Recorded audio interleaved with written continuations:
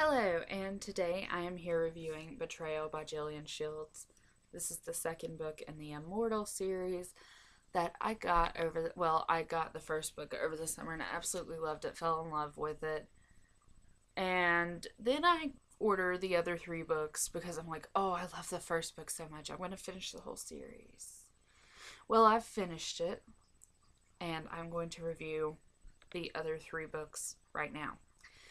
So this is the second book, and it is the lowest point in the series, and I give it 3 out of 5 stars, which means it was okay. It was okay. It was very repetitive. Throughout the whole book, pretty much what we're hearing from Sebastian and Evie is, I miss you, I can't stop thinking about you, I'm depressed. 3 thoughts throughout the whole first 60% of the book. So, I did really love the cover. I loved the cover because in this one she has to kind of take matters into her own hands. I didn't like the way this book ended because I don't understand why she killed. I don't want to give away any spoilers, but I am really, really shocked with the way she ended it, and I give her props for ending it that way because most people wouldn't have the guts to do it. But what I didn't like about this was how repetitive. I really hated Evie in this book. I really did. I hated her guts. Okay, because we meet this little character that comes in, and Evie's quite rude to her, and I don't like it. And maybe it was Evie's subconscious trying to tell her that it was the villain in disguise, but this poor little girl was possessed. And I don't care. Rudeness is never tolerable, and that was just rude. The whole thing. And she was so self-absorbed in this one. I mean, I really hated her. But at the same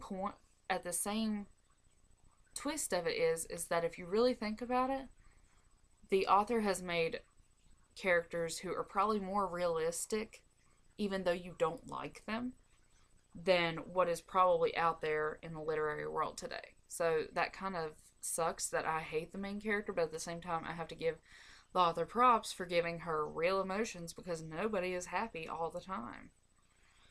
And so it's still an okay book. This was the reason I gave it such a low score is because it was very frustrating to read. It was a good page turner and everything, but it was quite frustrating because it was so repetitive for quite a while.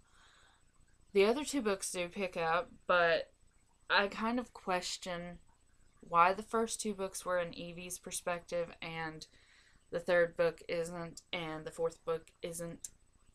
Well, it partially is, but anyway, so 3 out of 5 stars. It's not horrible. If you read the first book and you loved it and you want to read the other two because they're really, really good, you have to pick this one up anyway because it's smack dab in the middle of the story.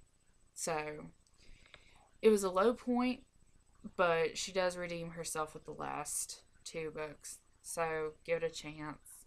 See if you liked it better than I did. To me, it was just very, very frustrating.